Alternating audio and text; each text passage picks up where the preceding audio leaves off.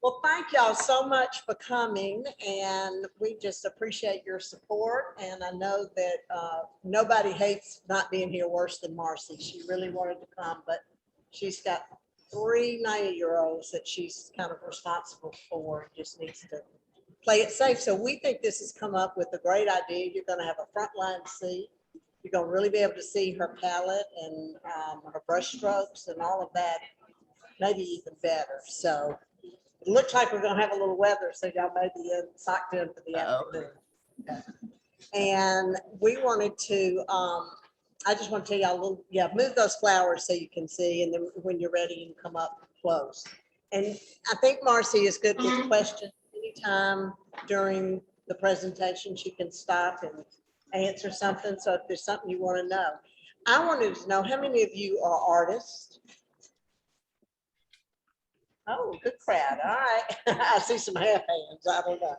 Well, that's great. Well, you'll love this, and I know it's going to be great. The thing I love about Marcy's work is it always makes me happy. The use of light, her subject matter, you can just see yourself there, and the way she plays the lights and the shadows, I think, are just wonderful. She does lots of workshops. So if you have not done one, I think you would enjoy that. We also want to welcome all of you that are on Zoom, and we appreciate you coming by and picking up your lunch. If you didn't get by it, we'll still have it for you. There seem to be a few left. So anyway, thank you, Marcy, so much for doing this. You're welcome. Got a good crowd, so we'll turn it over to you at this point. Okay. I thought since we're all actually looking at one another, we can have a little bit of questions if you want to. Otherwise, I'll just start explaining what I'll be showing you today. So I've toned a board in this demonstration with an acrylic ground. So it's a mix of a pale umber acrylic paint with white gesso. And one reason I love it so much, I have many reasons I love it. First of all, it provides a beautiful atmospheric light to begin with. And then it leans both warm and cool. So it works in plein air paintings for warm days, hot sunny days, or rainy, cool days, which is great. It also works perfectly for portraiture because it's actually kind of the same value and color as skin tone in the light. So, so I love this start, and you'll see the board toned when I begin. Now, I don't always start in that way. This is another just simplistic image of a child on a white Raymar panel, no toning at all.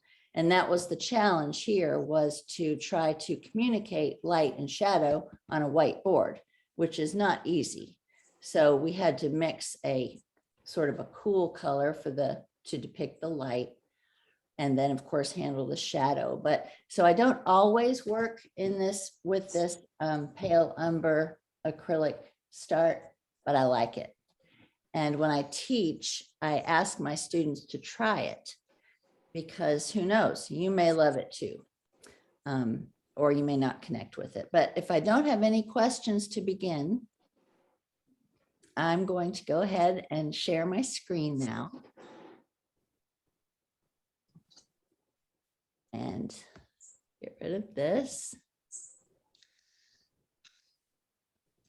And let's see, how do I make this small? Here we go. Okay. So I've chosen actually a painting that is there hanging at the gallery right now. So after you watch this demonstration, you'll be able to walk right up to it and take a really good look at it. So this is my toned board. This is,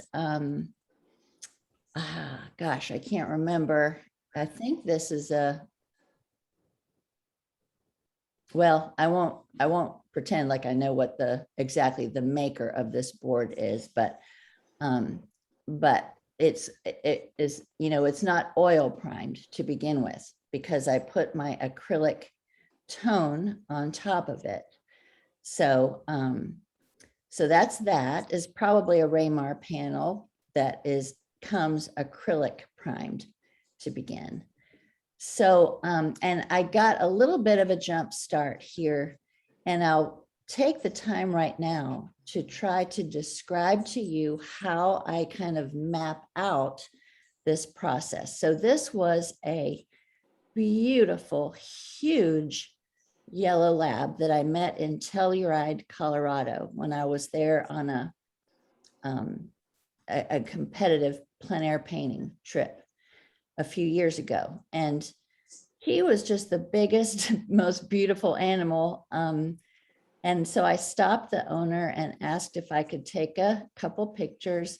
And then he was also kind enough to have this animal pose for me for a little while so that I could take some color mixing notes and just, take the time to look into these shadows, because that's what I like. I like to try to find color in shadows as well, just as much as I enjoy finding it in the light. So, yep, he was he was being very patient. He wanted to get up and use the bathroom. There was a red fire hydrant right in front of him, and he was looking up at his master so sweetly. But he kept telling him to stay for me, so that was so kind. But those color notes helped me so much with creating this painting. So I'm going to go ahead and start this. This took me about 2 hours to complete. So to make it fit in our time frame today, I've just sped it up ×2. So this is a good bit faster than what I paint. But you'll see there for my colors, I've got, well, here, let me just explain this. Can y'all see my arrow on this grid? Yes. Yes, great. Okay, so I always kind of create a nice quiet gray mixture. And in this case, it's leaning on the warm side, which is good because this is very warm. This was a yellow lab on a very lit, warm concrete slab. So there's lots of heat up under here. So this heat,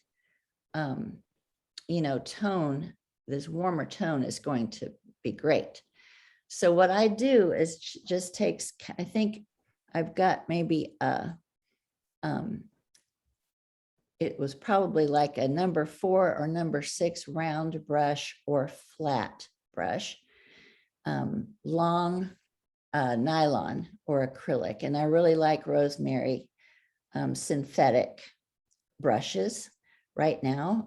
They are the ones that I tend to reach for. They work well for my process, so I'm enjoying them. But I've got probably a 4 or a 6 to do this drawing part. And so I just kind of this is me drawing or mapping out my grisaille or my underpainting. So I'll dip into this gray pile, just using it until I get my grisaille or my roadmap down until I'm happy with it. And I want to spend more time with you all on the color mixing aspect. So we'll just sort of get this moving rather quickly here. And you can see I'm just following the form down as I see it in this image here.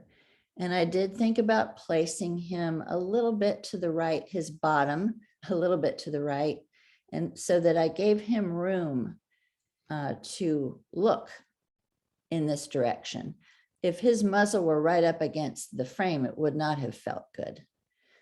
And here you see me just getting these shadows in. It doesn't matter the depth right now. I'm just getting paint down in any old haphazard way that I can quickly. And it looks really messy and pretty yucky right now, but I know that I've got time to adjust all of this.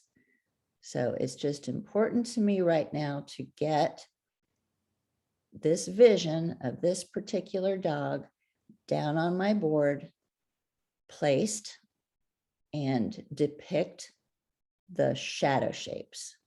So I've already got my atmosphere, right? With this beautiful acrylic wash. Now all I have to do is create my shadow shapes. And in doing so, my light shapes will appear. Let me stop this right now, or slow it down a little bit. This is just a dry paper towel that I'm using to quiet down that noise that you see in these shadow shapes. Now I took the same paper towel, I dipped it in the turp, and I'm getting rid of elements that I don't see. I'm also correcting my drawing. So that muzzle felt a little bit short, so I pulled some light out here.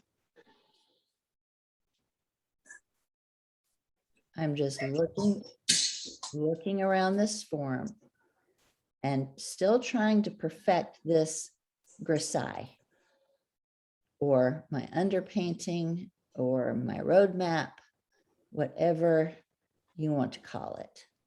And this part of my paintings are so important to me because many times I am trying to describe a particular person, a particular dog or child.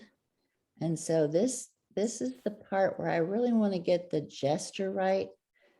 I want, I want for folks to believe this, oh, this is that specific person or that specific pet or child. So I take some time doing this.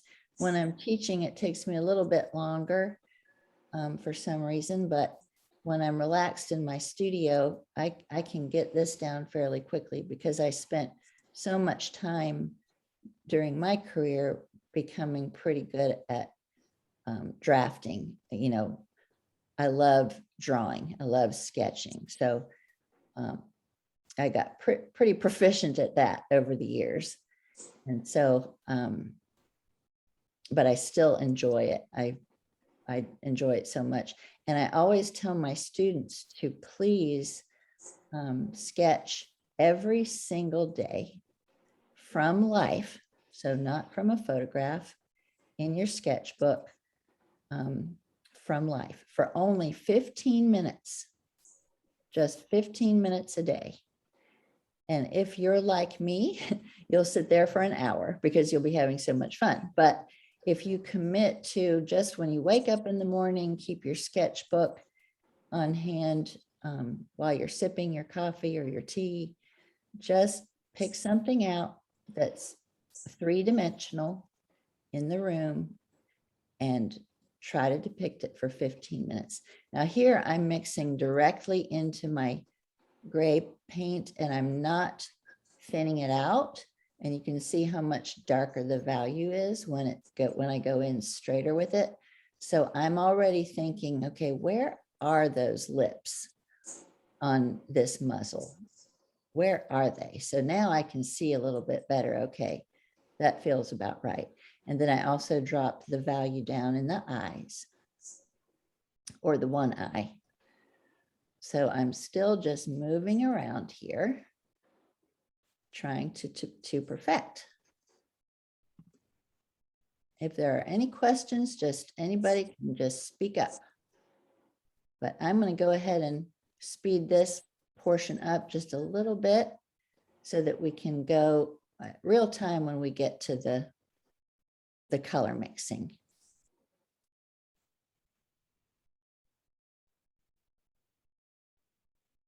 Just trying to notice, I like putting some darker marks in, kind of calling them anchor points, kind of this is where the paw is hitting the pavement, right here and right here. This is where his torso is seated on the ground.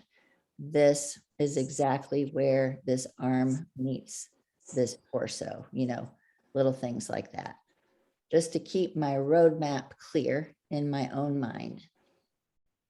Then when I get to the part where I'm really painting, I can really relax and know that I've got something that I feel good about to work with. And all I have to do is hold on to it for dear life. I don't want to paint over this and get too excited and ruin it, which has happened before. So it's important to me when I go to all this trouble to get this, to get this drawing or this grisaille down on my board, I need to keep it.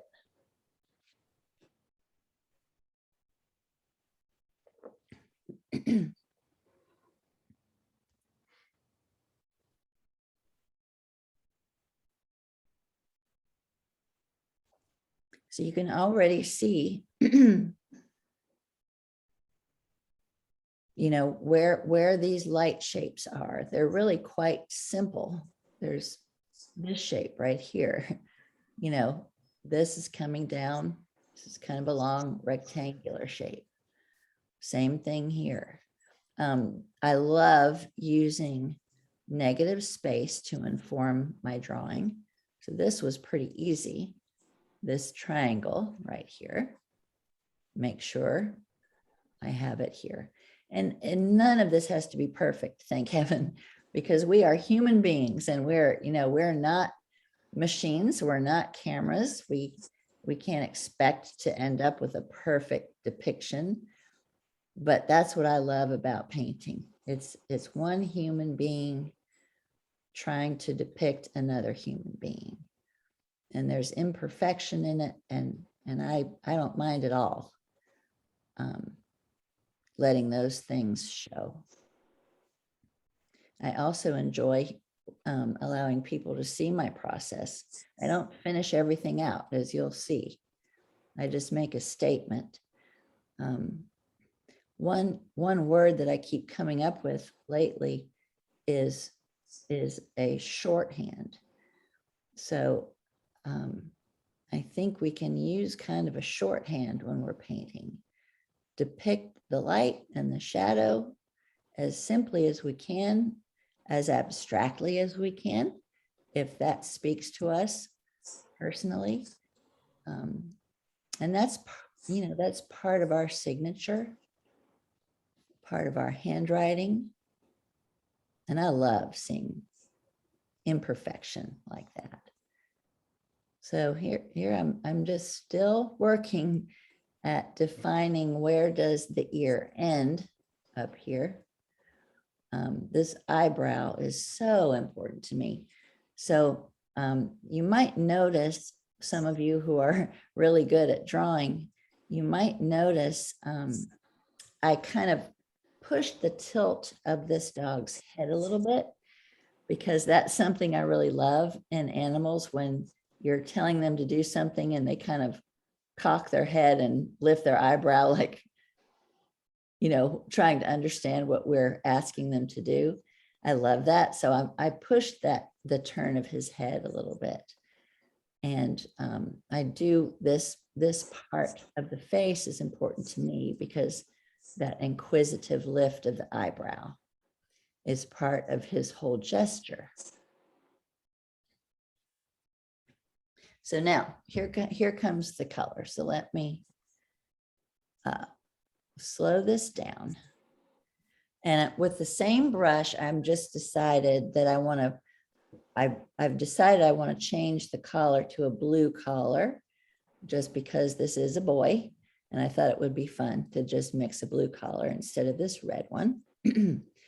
So the reason I shifted from this blue mix to a green mix is because all of this heat down here is reflecting up warm or yellow tone and turning that color green in some areas, I imagine. Now I've got that knowledge because of my plein air experience, my time outside. reading color and being able to use that outdoor classroom to inform the way I mix color.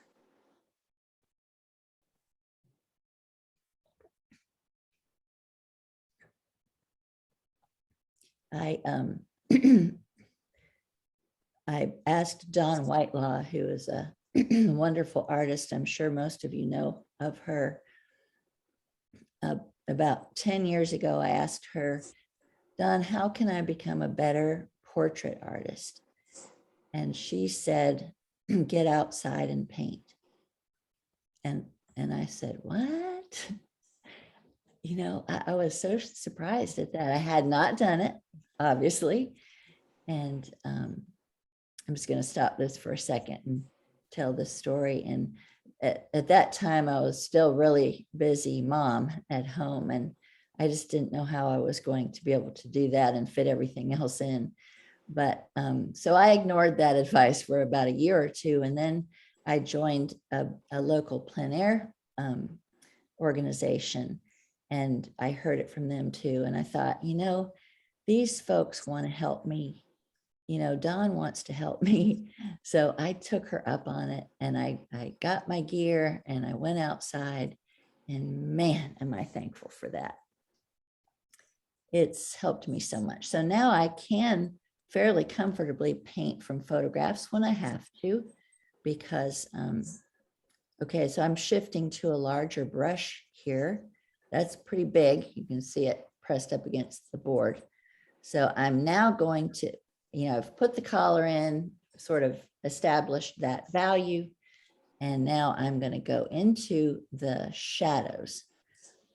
And now you'll get to see how I use this gray mix. Since the gray mix is here, it's going to be in this paint as well. So I know if I start with that and start pushing a kind of a yellow ochre value or color is what I'm shooting for.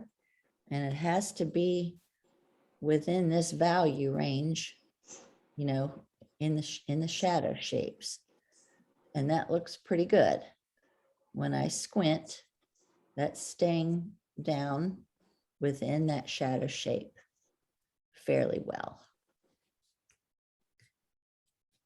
So as I'm moving through, I'm just kind of changing the temperature just a little bit as to what I think might be happening in that particular spot. So this is a little bit deeper up here. And so I pushed it a little bit deeper. And I feel really good about that mix. It's still kind of glowy warm, and yet it's staying down where I want it to, down in value. And that feels good. So there was so much. The biggest thing I wrote in my notebook that day was reflected heat in the shadow shapes. So I'm trying to stay true to that thought as I move through. And one thing I've learned is I don't want to just take this color and fill in all of that shadow with it, because there's lots of value. Two definitions there. The value is good, and there's value in keeping this because it just feels right to me. This is a little redder than this is. So, you know, I want to keep it. So I don't want to obliterate this, do I? So I'm still just pushing in this nice kind of yellow ochre value, color and value.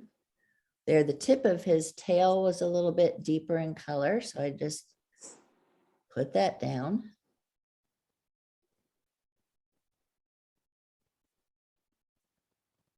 So I'm still really working on the shadow shapes, and yet now I get to mix color and actually paint. this is a warm concrete. So I'm going to go ahead and just put some of this color in down in here, because this warm body is going to be reflecting color down this way as well.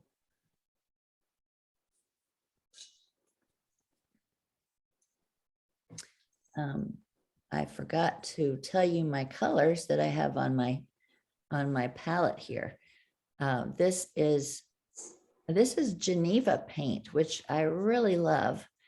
And I found out recently that they had an electrical fire at their plant in Texas. And so they are working really hard trying to get up and running again. But I would highly recommend this paint. It is beautiful. This is French ultramarine blue, permanent rose, which is so chromatic and wonderful. And it's their cadmium yellow, but just look how beautiful that is. And then I think my white was just I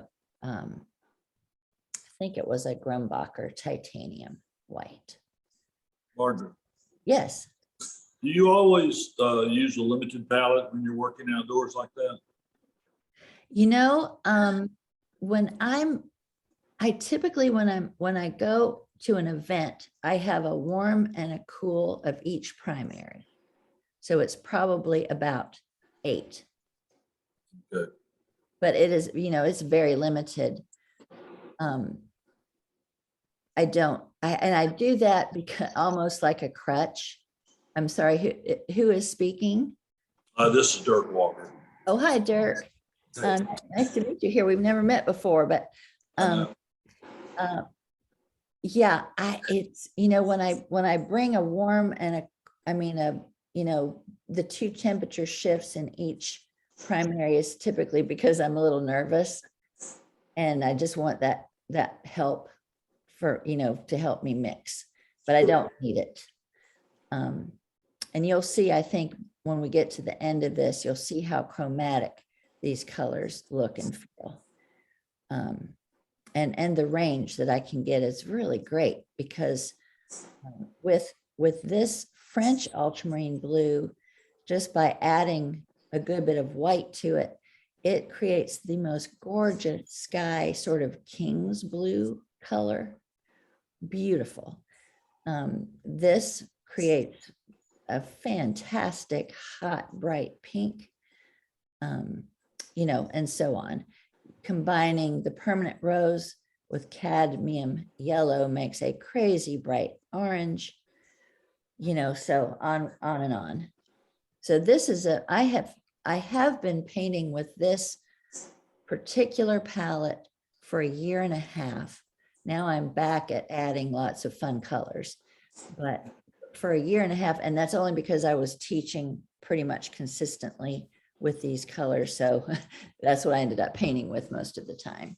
And it was great. It was another great lesson for me to just really simplify things.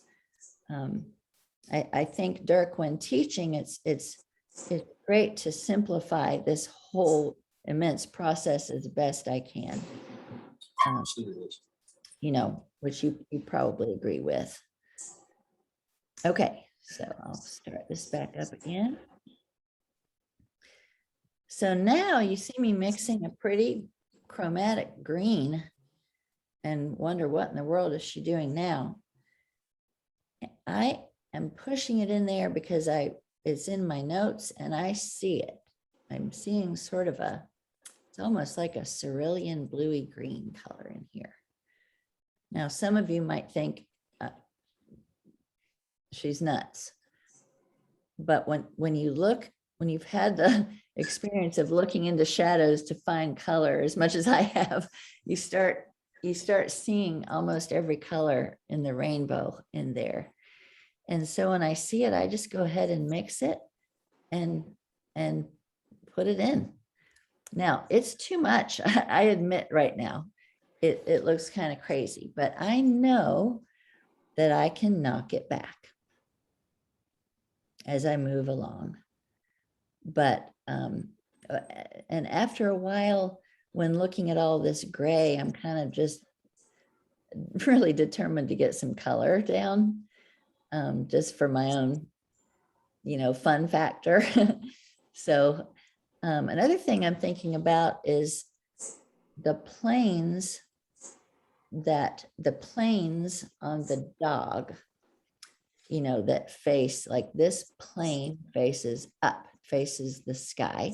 So there's going to be blue, sky blue reflected down into this shadow shape.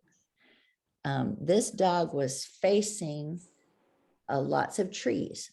And that's why I saw lots of green in this plane that was facing this way, which is where the trees were positioned. Of course, the light is coming from high above on the right. We know that because the cast shadow is falling off this way. Okay. So now you see me kind of tempering that green with a little bit of that blue-gray mix. And look how gray this is. It's very gray, but it appears so chromatic and blue beside, this duller gray mix, this duller gray mix right here. I hope you can follow my arrow. Did I hear someone about to ask a question? No. Okay. So now I'm switching back to a number 4 long flat. And that tells me that I'm wanting to define something. I think it might be the muzzle. So now that I've pushed just a little bit of color into the shadow shapes, I'm worried about this muzzle. I want to get this right. So that mix was just blue, red, and yellow. And look how black it looks on the board. It's much darker than this gray mix. And I kept it a little bit on the warm side because this dog is a living, breathing creature with heat. So even if those lips look black, and they are black, there's still heat in there. If I got that mixture too cold, it wouldn't read like a living, breathing dog. Now that was a really chromatic warm, because if you looked closely up under here, like I did, there's a really warm spot of lip hanging down. And so I had to put that note in. The muzzle's always a worry for me because it's a sweet aspect of dogs, and I want them to read correctly. I also want them to be beautiful and not too black or dull or cold.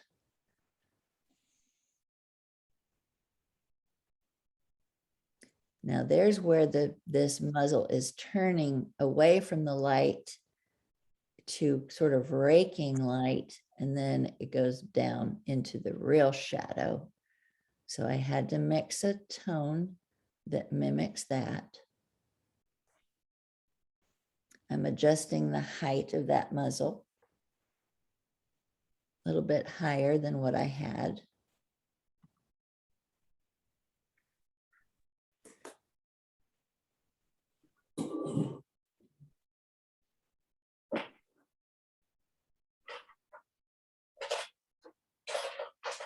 There's the light on the nose. So it's very warm. I mixed this kind of warm, lighter value for the tip of that black nose in the light. There I'm getting another really dark area down.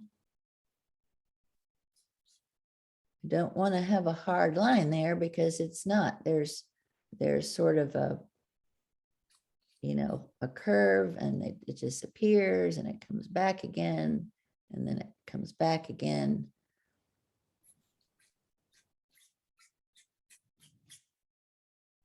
getting the eyes a little bit larger than what I had. So the whole time as I'm painting now, I am correcting my drawing if I need to, and I typically need to.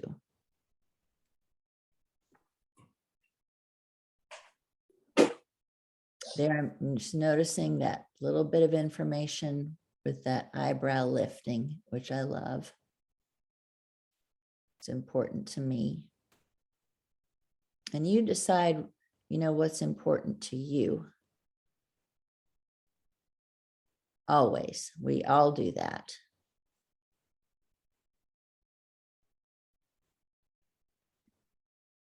Now you see, just by wiping back that gray paint, look how chromatic that looks. I don't know if I could mix that color, you know, it's a beautiful color. And if I can get it by wiping out, hallelujah. I'm always trying to find an easy way around this. Sometimes difficult, you know, elaborate process. And I do want you all to know that this is exactly the way I approach my portrait painting. So I always work really hard, excuse me, in the beginning to get my grisaille down.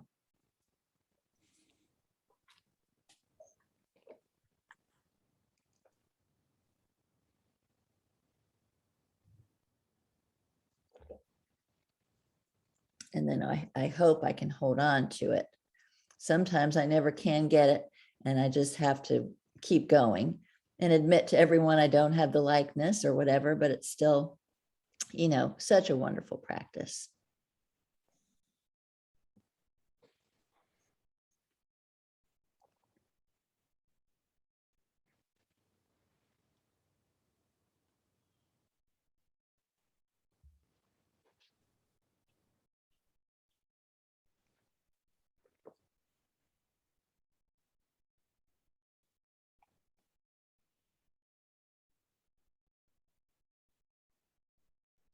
So here's a real warm mix. So what I'm thinking right now is this is a very warm body on warm pavement. So it just makes sense to me to mix something warmer and deeper in value to anchor him down to the ground.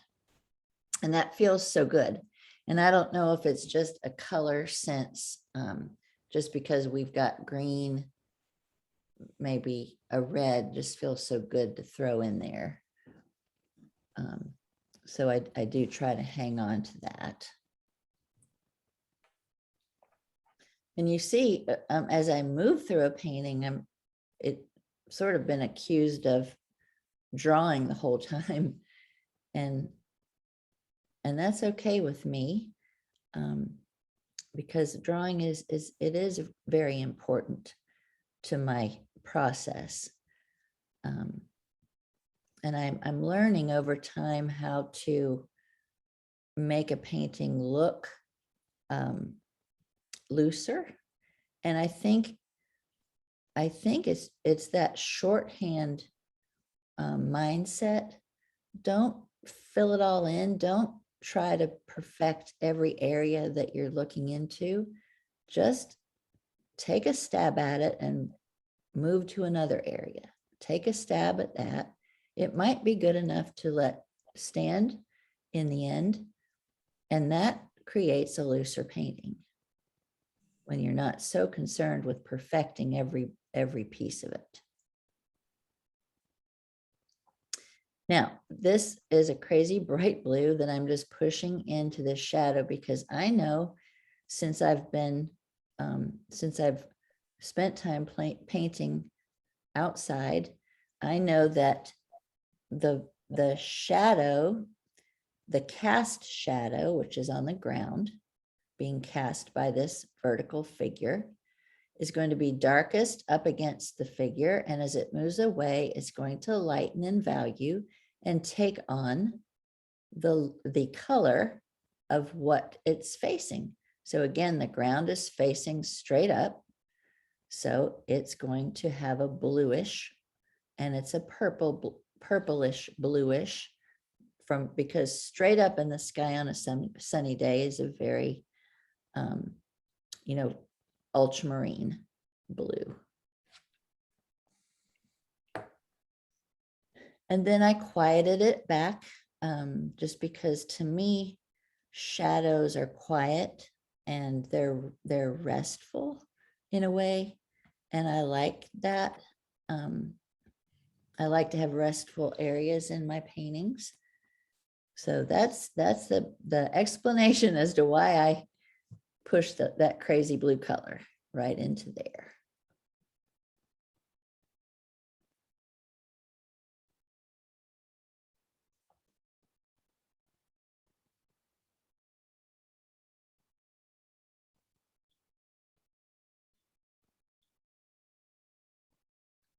So now here we go into the light. So I feel like I've got enough for now, enough information in the shadow shape. So now we're moving to the light, which is so much fun, especially if you want to try out this pale umber acrylic tone.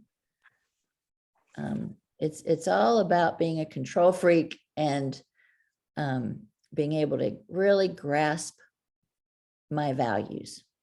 So I've got my atmospheric light, right? And you're watching me clean up my palette, because when I move from shadow to light, I clean that palette off to make sure that I don't taint my light mixtures. But remember, we have the atmospheric light, we've got the shadow shapes, and we've got our roadmap here for where we're going to put the light. And then hopefully when we mix it, it's really going to read like a sunlit area on this dog. So I grabbed that yellow and it looks too yellow. So I grabbed some red. And honestly, that feels a little too chromatic because it's going to bring the value down. And I want to really push the value to as high as I can go with the paint that I have. So you can see me trying to lighten it again with more white. So great big brush. This is really fun. Loosening it up because I want this to be fun and flowy. And so there we're hitting with light, and I already know it's not as bright as it could be. So I scrape it off. And it's another great thing about this toned board is it stays put. That atmosphere stays put. So I can wipe that off completely and it'll go right back to what it was in the beginning when I started.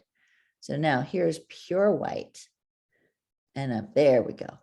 That's the value that I want. But that white is the coldest color that I have in my arsenal.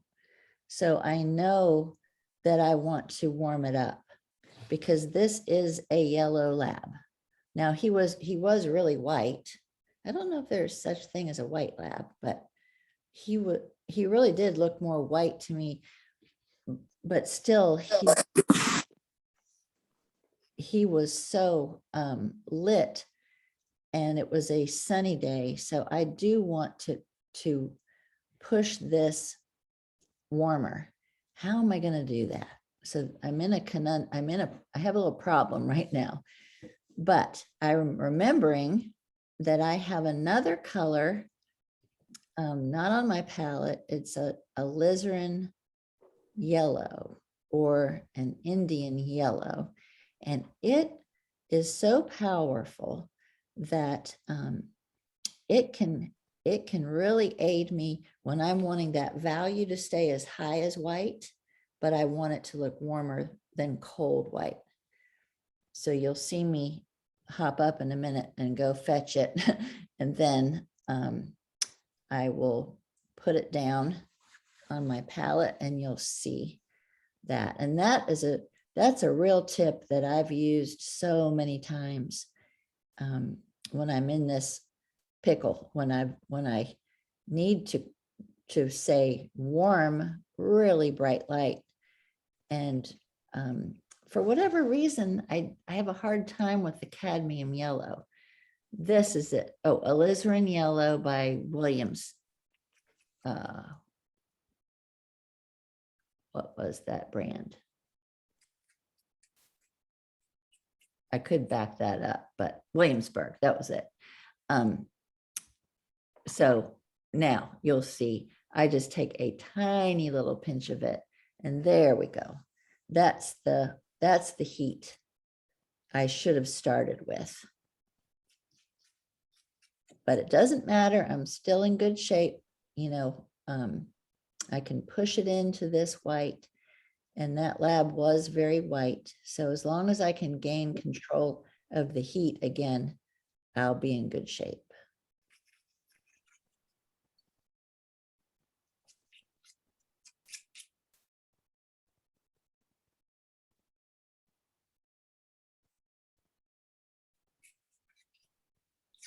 I love that. So this just one little peak of light on that paw that's mostly in shadow. That's really fun to depict. Up on the dog here where my arrow is, this little bit of light right there sneaking through under his arm, that's important for me to depict. I don't know why. It's just a little tiny detail that adds to the effect of light and shadow. So now I'm making a deeper color, more chromatic. And I think this is going to be some chroma in the light. Yep. So these are areas on the dog where I see lots of heat, but it still has to stay up in value. So it's much higher in value than that previous mix when we were focusing on the shadow shapes. And I know it doesn't have to look perfect. I can take a little time to blend a little bit, but I don't like blending all that much. I like putting a mark down and just letting it be what it is, and seeing how much I can get away with that. So now it looks like I'm going back into the shadow, creating a deeper mix. Right there.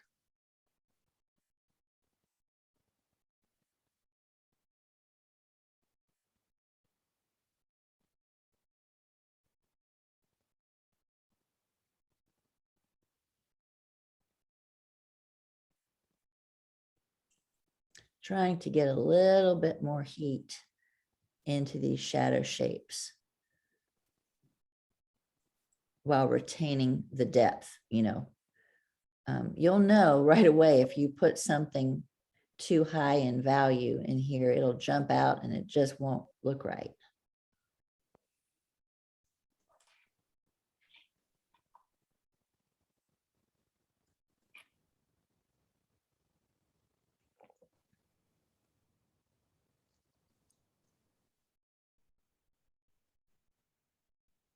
Okay, so here we go back into the white, warming it up a bit. Now you can see I'm in real good shape here because I've got this light effect going. I have to do it on his head still, but I'm feeling pretty confident now. Now that I remembered my alizarin yellow, I got it out and I've gotten better, you know, happier with that mix in the light. I'm feeling good.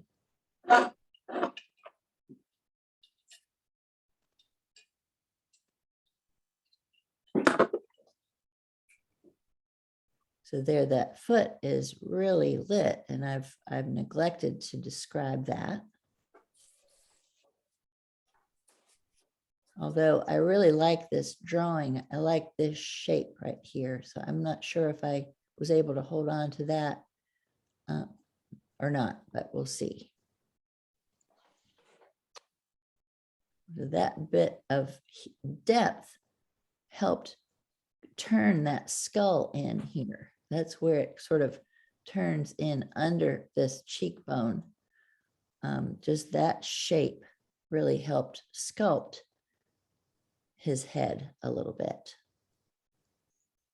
Now that, if you look up in here, I don't know if you can see it, but there were the green trees around were really reflecting in here. And so I'm pushing that green in again.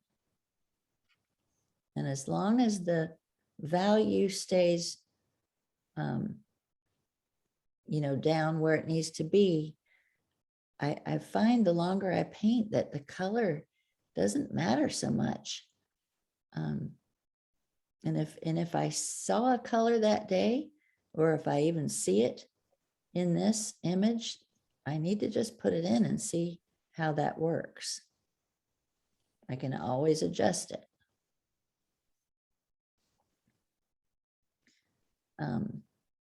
I am thinking about how am I going to depict fur? So you realize I haven't said one word about his fur coat. I don't ever feel like I need to paint fur. I just need to paint the light. But now I do like to have just a little intimation here and there about wisps of hair or whiskers, little details like that do read fur. So I think I take my color shaper, which is a sculpting tool, and scratch out some whiskers and maybe some little bits of fur on the edge. Like you can see fur right here on the photograph. You can see a little bit of fur coming out in front of this shadow shape. I think I do. And I do think that already looks like that. So I don't know if I had to do it here. But that's about all I do in relation to describing fur.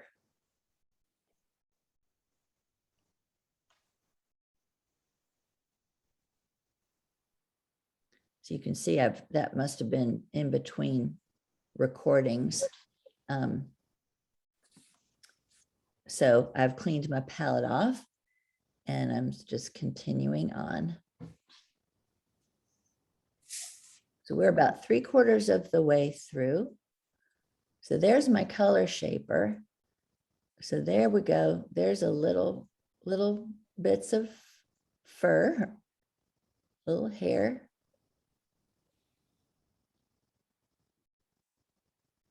I love the color shaper, and you can see I scratched my name in with it, or my signature right there with it. Okay, going back up into that lip, which frightens me because it is the darkest part of the dog, but I don't want it to be too overblown. There was a nostril. At the very end, I'm going to pull this image up and you'll see a really good high definition image, and we'll zoom in there. But you can, I don't know if you can see this, but there I'm lowering the lip a little bit. See that? I scraped off some paint, and I'm going to add some more light onto that muzzle. It didn't have the drawing quite right. Your stuff is dry.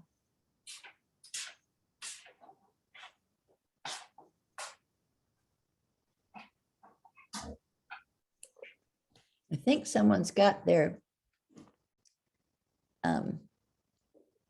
sound on. You might want to mute.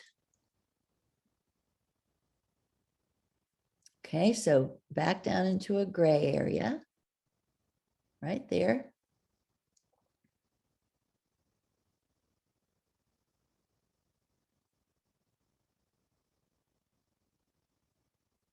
Okay, that's receiving some sky blue because this plane is pointing up.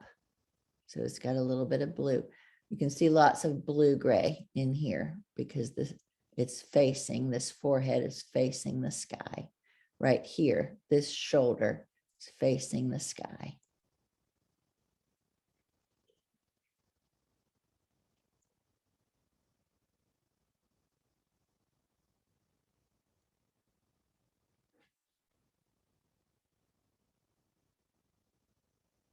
There we go. That was a pretty blue area, receiving blue sky.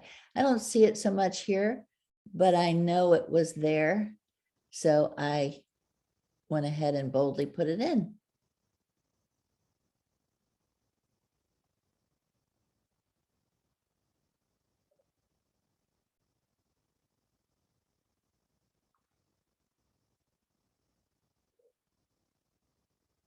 So here we go back into the light with just a very tiny touch of that alizarin yellow to warm up that white. I'm getting the crown of his head into the light.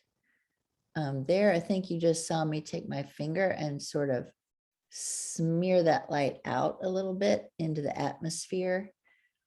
And I'll explain what I'm doing there. I think I do it again right here soon. It's a way, there we go. So it's kind of a way of getting rid of that line, sort of softening an edge. And then, you know, on a bright sunny day, how when you squint, like when you squint, or when you see chrome reflected on a car and you squint and you see this sort of this light, this ray of light, this sort of this beam of light. I think that looks kind of like that. It might be silly, but it also makes it look like this is in front of what's behind it. So when I do that with my finger, I just sort of shoot it out. I feel like that's putting the dog in front of this atmosphere. And that's what I'm thinking anyway. Doesn't always work, but I can always just wipe that back and, or, you know, mix a color and paint over it. This line was feeling way too heavy, so I'm just softening that up a little bit.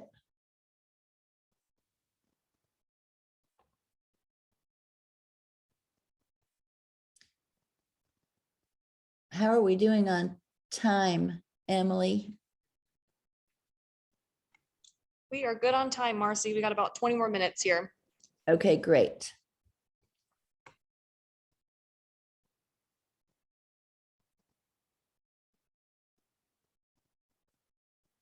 Okay, so this is a purple mixture, and I'm thinking I really want to get that in because this area is darker than I had it.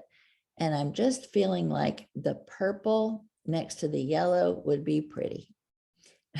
And that some of you may think, well, that's silly, but you know, that's how I decided to mix that color. Now, it really isn't what I'm seeing, but I think it's a really pretty color. So, and that's what, you know, being artists, we can do this. These are our very own works of art. And isn't that exciting? You know, just, it's really fun to allow ourselves to just try things sometimes. Just to, you know, to be able to play is a great feeling. So I like that color so well that I'm just adding it here and there where it might work.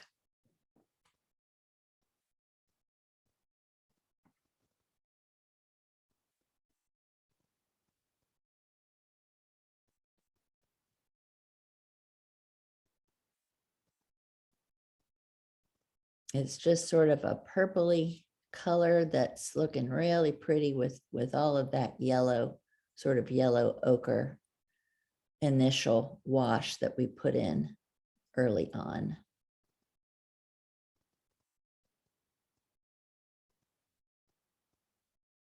Deepening that area. This area here is making sense. Just deepen that a bit to push it back.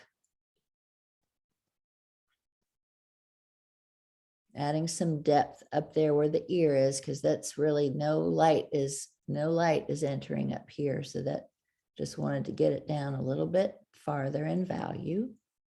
It could even go deeper.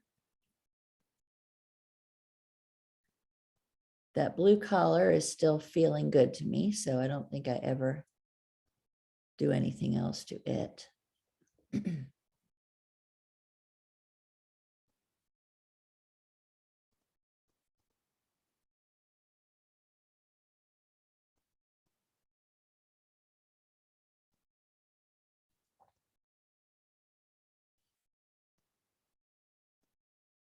And I think as mixing color goes, starting with this gray mix, getting my grisaille down or my roadmap down in this quiet mix of value, and then using it as an anchor point to all of my mixes, not in the light, mind you, but in the shadow.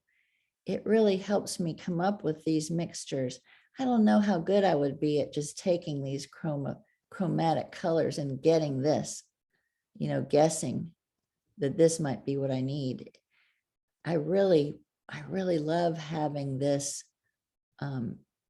handy to dip into. It's really helped me.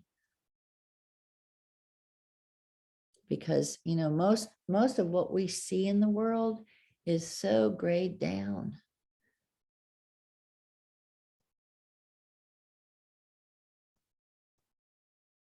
So there I'm adding more light to that muzzle. You can see it's lit, really lit right there. So I just lit it right where I saw. It's really not the right shape that I see here, but I'm not going to fret about that. If this is painting shorthand, then I'm just going to try to let it read. Now there, an anchor point in the same kind of purpley range, just feeling still like I needed to get him seated on the ground, attached to the ground, and putting another level of value here felt like the thing to do. And I don't have to draw a line all the way around. I can just make a mark.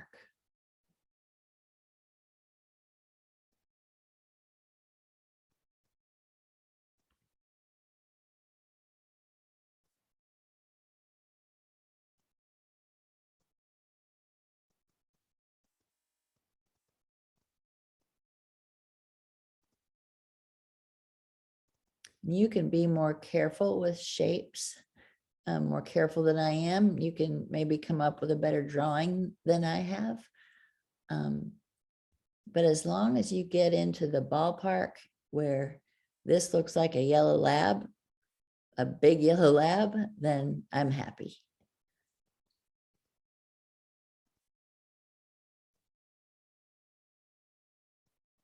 So there you can see this shift in value and color. It's warmer right there. So I'm pushing a little bit deeper value, a little bit, and warming it.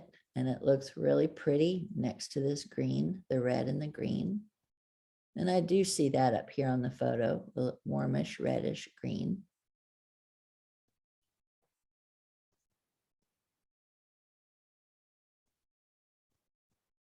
I'm going to speed this up just a little bit again, just so that I have time to come back and see you all face to face, and answer some questions if you have any. So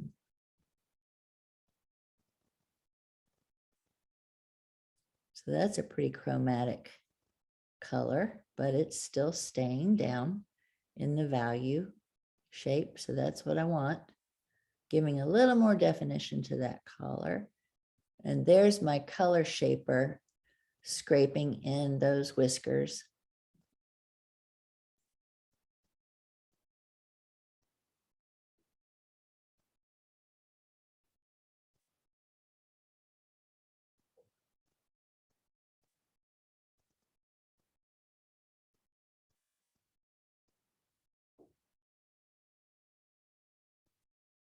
More information in the light.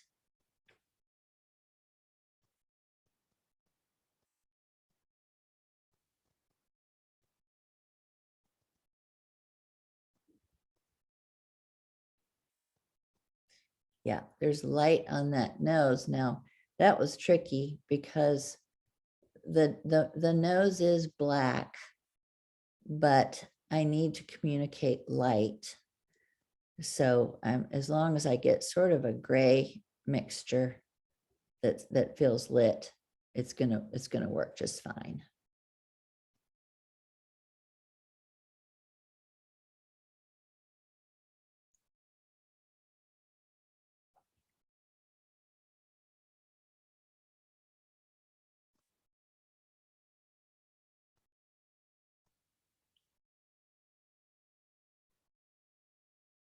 So there I am. I did decide to put a little bit more chromatic blue on the collar to get it to read like light.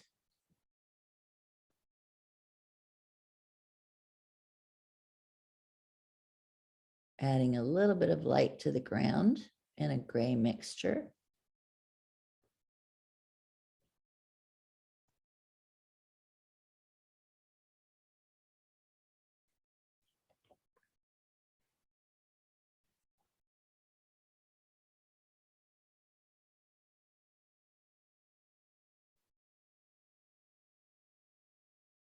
When we zoom into this at the end, you'll see how thick and gloppy these passages in the light are.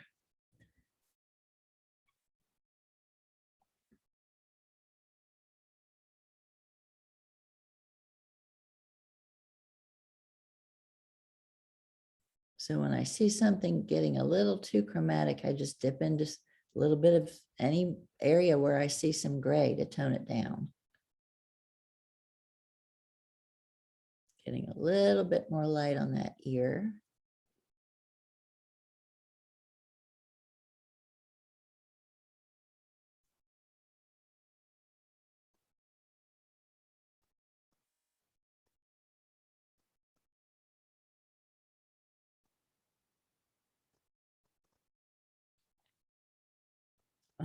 Putting some detail like this on can help me inform the roundness of, of his body, sort of turning it. Yes, we've got a shadow side and a light side, but we also want to try to depict a little bit of form and movement around that body. And so adding some depth here and there can help me do that. Okay, so here we're at the end. So I'm going to pull up this, pull up the finished painting, and here it is. And I hope on your screen, you'll be able to see these brush marks a little bit more closely. And then of course you can walk up to the actual painting there, but for those who aren't there, who are just zooming in, you can see how, there's marks that I didn't get rid of. This is my pale umber wash in. You coming on up through here, you can see where I took my finger and just ran it out to depict light shining off that fur. And see how thick this paint is and not blended at all. I can be accused of needing to blend a little bit more, but that's the fun part of this to me, is just taking a stab at something, and if it feels right to me, then I'm just going to let it be. Little tiny marks of fur in the light. As we come up here, you'll see just these very, crazy swoops of thick paint. Here's this color and light. This is the whiskers that I just carved out with my color shaper. Here's that little nuanced, so the dark muzzle, and then I left just a tiny bit of room to depict the nostril and the lip. This is decidedly colder than this is. I don't know if that's correct or not, but it reads well, so I'm just going to leave it be. And then you really can't see the eye in that shadow when we squint at shadows, we really can't see a ton of detail. We really can't see much detail at all. There's nothing really sharp. Everything's kind of, the edges are softened, and so I could have softened these, but anyway, there's our image. I hope you enjoyed this. I'm gonna go ahead and stop sharing and come back and see if anyone has any questions about any of that. Yes. If you can unmute yourself.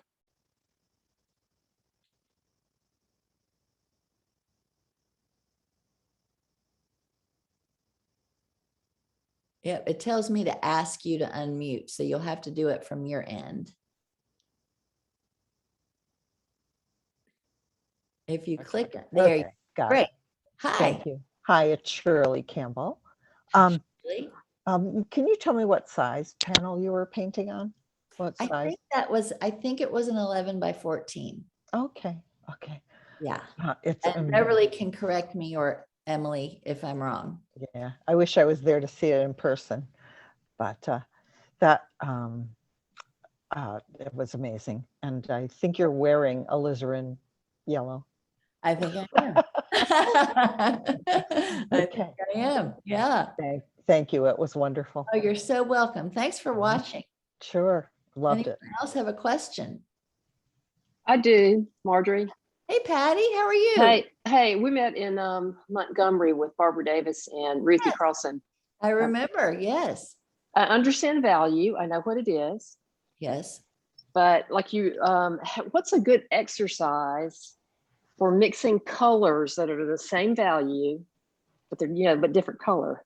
I could do it on a grayscale, and get my black and white, and I can mix a grayscale. But when I get into a area where I want it to all be the same, like his chest, I want it to be all the same value but different color. I really struggle there. I just wondered if there's a good exercise that kind of trains your brain to see that. I'm going to write that down and think about it. I'll Okay. answer you kind of a crazy answer, but exactly what you just watched me do is how I work my way through that. So being able to mix a quiet middle value, like a number 5 gray color, is wonderful. It's just great, because now I could have washed that all in with just orange, but sometimes chroma makes me make mistakes in seeing value. Yeah, that's it. You've heard me say that before, I think. Uh-huh. So that's why I like to mix a gray that doesn't lean too warm or too cool, and then start and get my grisaille down. So I'm happy with my drawing. I'm happy with my values. And then I take a little bit of that, Patty, little bit of that color when I'm starting to mix a color for the shadow, which is what you want. What's what you're asking. Start with that color. Okay, put it down. That's why you kind of spread it on your palette, and then you Yeah, and mix then into it's that. Yeah, just take a new brush and dip it into that color. Now it's going to be probably darker than you want, because when I wash that in, I loosen it up with terp. So it thins it and it lightens it. Okay. And if you go straight in, it'll look even darker than it did. So, so you might need to lighten it. But if you dip in from the gray to yellow, the yellow is a very high in value, so it will lighten it for you. Okay. Just practicing in that I way, know. I think is a really good thing. Also, my morning warm-ups that I've shown on Instagram, I just set up a simple floral next to a window receiving natural light, and I mix a gray, and I get my underpainting or my grisaille or my roadmap down, and then I just start mixing color from there. Okay. It's a good practice. I know. Sometimes I pull up your paintings and try to mix the colors in your shadows. I just try to mix them. That's great. Yeah, it's hard. It's hard. It is. blue, orange, blue, green, Uh-huh. pure out of a tube and come up with this subtle nuanced gray. I'm telling you, it's by showing up daily and practicing, mixing, Practicing. getting your brush into paint and mixing, and Mhm. man, you just don't know. So I didn't know anything about color. I have been sketching and painting tonally my whole adult life until about 10 years ago when I reached out for help by these wonderful artists that live near me. And they helped me learn about color. Mhm. But I was frustrated not knowing color. I would try it and I would bomb and I would just think, gosh, I'm not good. I just beat myself up and use that as an excuse not to get out and paint with friends. And, but Uh-huh. it's just that practice of mixing paint Mhm. and making mistakes. Not And being afraid to make a mistake. Mhm. I used to think, oh gosh, once my painting is dry, that's it. I can't go any further because I don't know how to mix this color again. So Mhm. which is a sad state of affairs you don't want to live in. So it's just practice. Mhm. Not too warm, not too cool. And then what were you calling the underpainting? It sounds like a lovely French word. Grisaille? Grisaille is what the old Do you, masters, yes, a do you know how to grisaille. spell that? Oh, I'm terrible. at Okay. I'll Google it. If I find it, I'll let you know. it's like grisaille, Oh, SELLE. yes. But yeah, it's the underpainting, like Michelangelo's sketches in those beautiful, warm, kind of muted value shadows with, the paper. He would just keep light. Those are grisailles, underpaintings. So it's just, I think they used like raw umber and just painted with that, the underpainting, or a warm umber. And they would get that set and they would hold on to it. So in that sense, I'm really like, that's how I sort of trained throughout the years, but just through workshops and books. And I did spend a little bit of time in Florence, getting a bit of knowledge on portraiture painting in that style. And that was wonderful. But Okay, I found it, and then I'm done with mine. It's GRISAILLE. great. Thank you. Uh-huh. Anyone else have a question? And any questions in the audience there at the gallery? Marjorie, Yes. I have another question. Okay. You painted your husband not too long ago after you took a workshop, and there were many different colors. Yeah. And who was the artist that you studied with for that? Do you Wow. remember which one, right? I could go back and Instagram Carrie and look. Dunn. Yeah. Is that Yes. it? Yes, I He's think so. fabulous. And Yeah. he starts in this way. So he gets a grisaille down. I don't know if he calls it a grisaille. Mhm. But then he pushes color. He plays with color and I love it. Yeah. So yeah, that was probably who that was. Yeah. Yeah. All Carrie right. Dunn. Thanks. Uh-huh. So, Anyone else? Any other questions here? Love to know how she mixed the gray to start with. Can you say how you mix the gray to start with? Yeah.